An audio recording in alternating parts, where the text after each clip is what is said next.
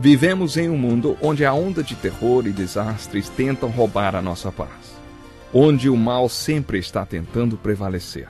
Mas vemos pela palavra de Deus desde o Antigo Testamento que o cuidado de Deus para com aqueles que o temem e o buscam é muito real e permanente. Fique atento a mais um programa Encontro com a Palavra. Aqui apresentamos a palavra de Deus como resposta a todas as mais difíceis questões da vida. Agora com você, Pastor Edson Bruno. Olá, seja bem-vindo a mais um Encontro com a Palavra, um tempo de estudo da Bíblia. Nós estamos estudando detalhadamente o Sermão do Monte. Acompanhe conosco a leitura deste trecho. Foi dito, aquele que se divorciar de sua mulher deverá dar-lhe certidão de divórcio. Mas eu lhes digo que todo aquele que se divorciar de sua mulher, exceto por imoralidade sexual, faz que ela se torne adúltera, e quem se casar com uma mulher divorciada estará cometendo adultério. Acabei de ler os versículos 31 e 32 em Mateus capítulo 5. Esta é a parte mais difícil do Sermão do Monte, sobre a qual muitos pastores prefeririam não pregar jamais. Mas estamos fazendo um estudo versículo por versículo e não podemos fugir desses 2 versículos. Encontraremos outros versículos difíceis neste capítulo, nos quais Jesus fala sobre o amor pelos nossos inimigos. Mas, mais uma vez, vamos procurar passar a nossa perspectiva sobre o assunto. Na primeira parte do capítulo 5 de Mateus, Jesus falou sobre olhar para dentro de nós mesmos ao ensinar as atitudes que devemos ter em nossos corações. Ele falou sobre atitudes que devem ser trabalhadas em nossos corações, com a graça de Deus, por sermos seus seguidores, suas respostas e soluções, o sal da terra e a luz do mundo. Depois, Jesus falou sobre olhar ao redor. Estamos estudando a parte mais longa do capítulo 5 de Mateus, na qual Jesus fala sobre olhar ao redor e aplicar as bem-aventuranças em nossos relacionamentos. Ele começa falando sobre como aplicar essas atitudes em nosso relacionamento com nossos irmãos, depois com o nosso adversário e, por último, conforme vimos no programa passado, com as mulheres ou com as pessoas do sexo oposto. Nos versículos 31 e 32, Jesus fala sobre a esposa. Mais uma vez eu gostaria de ressaltar que, na minha opinião, Jesus deve ter convidado apenas homens para se reunirem com ele no topo da montanha. Deve ter sido um retiro de homens porque ele fala sobre como aplicar a palavra de Deus no relacionamento com as esposas.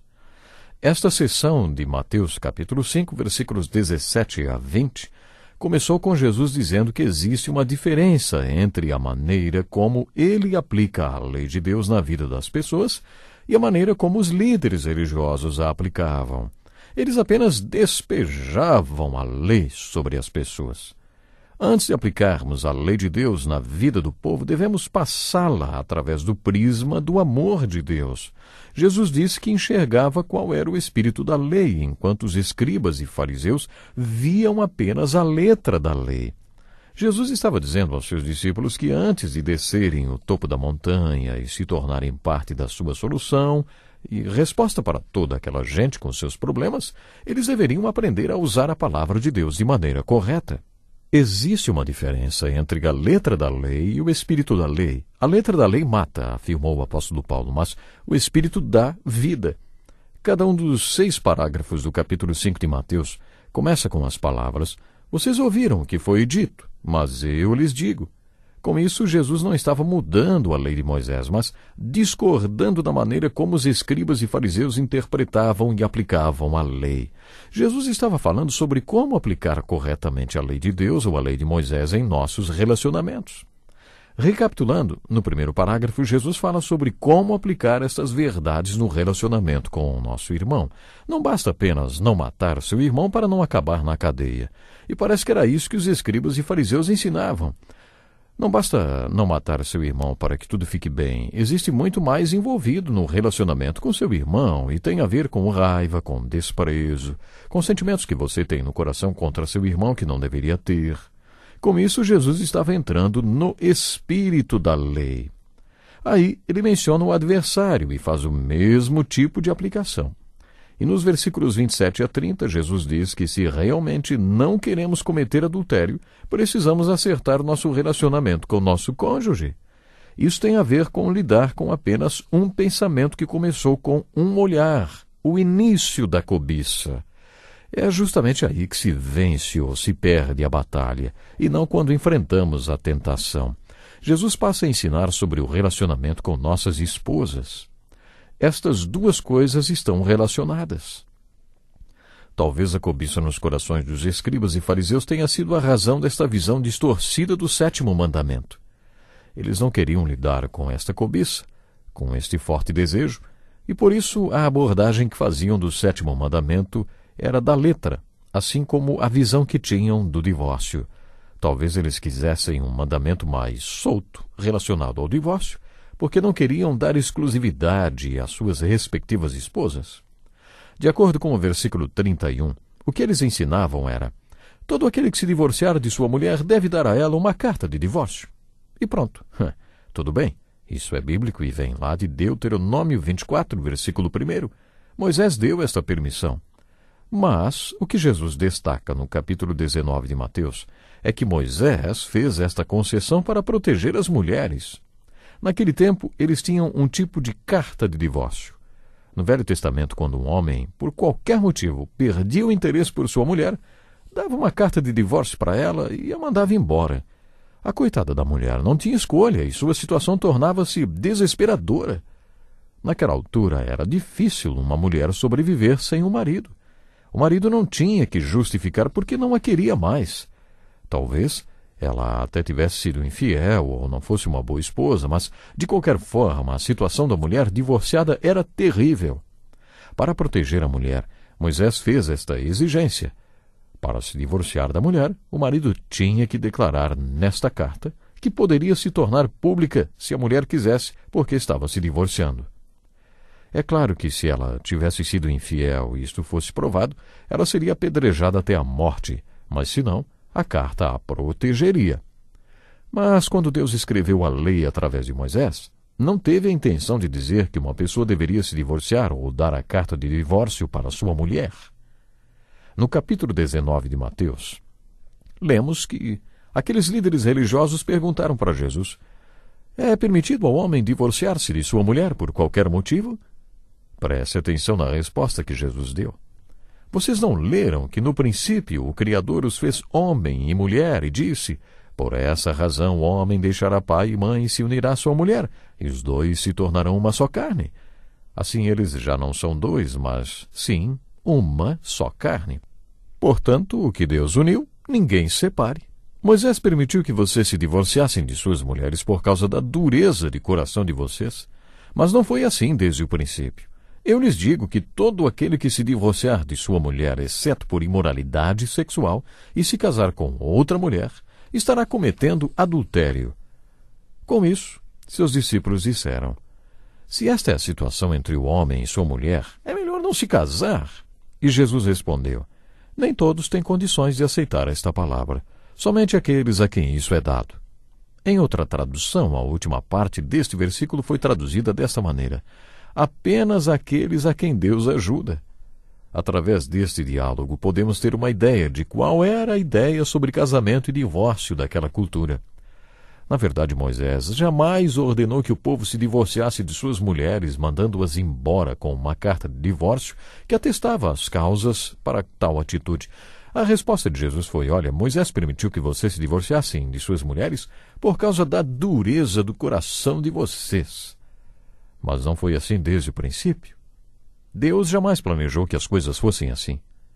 Eu sempre achei esquisito que até os discípulos tenham falado para Jesus: se esta é a situação entre o homem e sua mulher, é melhor não se casar.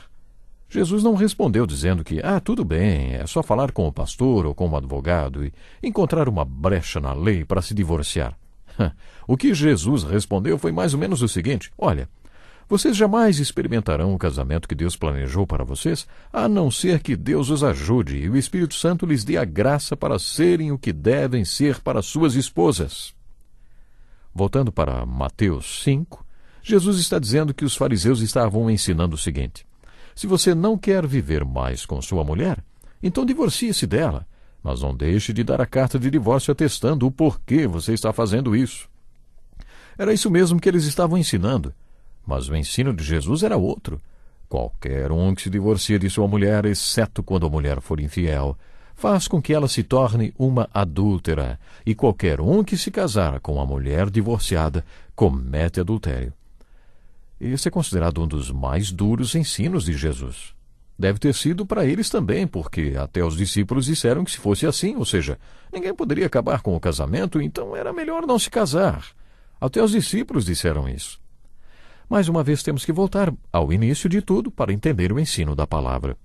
Foi isso que Jesus fez no capítulo 19 de Mateus. Qual foi a intenção de Deus ao dar este mandamento? Qual foi o propósito dele ao estabelecer a lei a este respeito? Qual é o espírito desta lei? Qual é o propósito e o princípio por trás desta lei? E como o amor de Deus é expresso através desse mandamento? Se você refletir sobre isso por um minuto, verá que esse assunto começou lá nos capítulos 1 e 2 de Gênesis. No início, o plano de Deus era unir duas pessoas e o resultado desta união era produzir outras pessoas que um dia também se uniriam a outra pessoa e produziriam mais pessoas que produziriam outras pessoazinhas. Esta foi a lei de Deus para povoar a terra com pessoas boas. Agora, para que a lei de Deus funcione, Deus precisa que duas pessoas adequadas se unam, formando uma união adequada, a fim de produzirem outras pessoas adequadas, que saiam adequadamente pelo mundo para formar uma relação de união adequada e serem pais adequados. Nós estudamos aqui bem claramente que Jesus disse que nem todos poderão experimentar isso, ou seja, o casamento, a não ser que, como alguma tradução diz, Deus os ajude. E eu creio plenamente, meu ouvinte, que você pode ter a ajuda de Deus para viver uma vida feliz com seu cônjuge. Quem sabe você me ouve hoje e está atravessando um momento difícil no seu relacionamento conjugal. Mas eu creio plenamente que, ouvindo esta palavra, meditando nesta palavra, você pode buscar a presença de Deus, você pode orar, você pode pedir a ajuda de Deus para que o seu relacionamento conjugal seja um relacionamento bom, feliz, repleto de amor.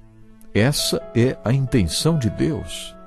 Deus quer que todos nós venhamos viver felizes todos os dias de nossa vida. Mas, como vivemos neste século XXI, onde tantas coisas acontecem, claro, temos problemas. Mas eu creio plenamente, como disse, você pode buscar a presença de Deus. Conte com a ajuda de Deus para viver uma vida em família de uma forma digna e feliz. Que Deus lhe abençoe. Até o próximo programa. Que lição importantíssima. Obrigado, Pastor Edson Bruno. Prezado ouvinte, coloque em prática o que você ouviu aqui. Sem dúvida, sua vida será grandemente abençoada. Este é um estudo escrito pelo Dr. Dick Woodward, na voz do Pastor Edson Bruno. Escreva-nos e solicite o material. Nosso endereço é Encontro com a Palavra, Caixa Postal 2011, CEP 89201-970, Joinville, Santa Catarina. Até o nosso próximo encontro com a Palavra.